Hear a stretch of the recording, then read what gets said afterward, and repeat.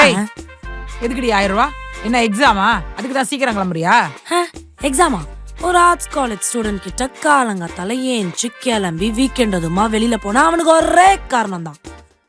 தலைவர் படம் படையப்பா ரீ-ரிலீஸ் ஆயிருக்கு, நான் பார்க்க போறேன். பாய்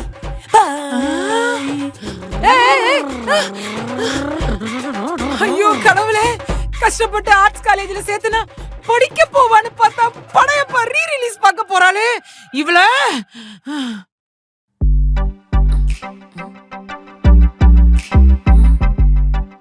என்ன லஞ்சையும் காணோம், அம்மாவையும் காணோம். மாவ்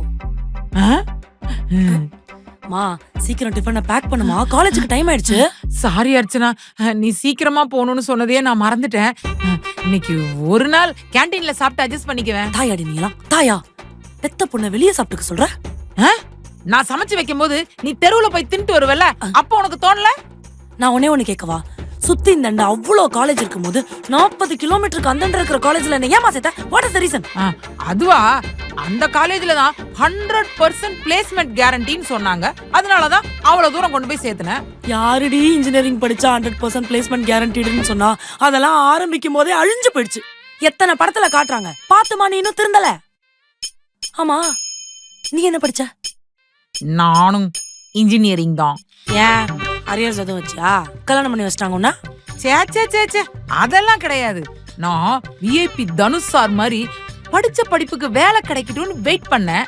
உங்க தாத்தா தான் அதுக்குள்ள கல்யாணம் பண்ணி என்ன துரத்தி விட்டாரு. அடி பாவி, அப்ப உனக்கு அப்பவே தெரிஞ்சிருக்க வேண்டாமா?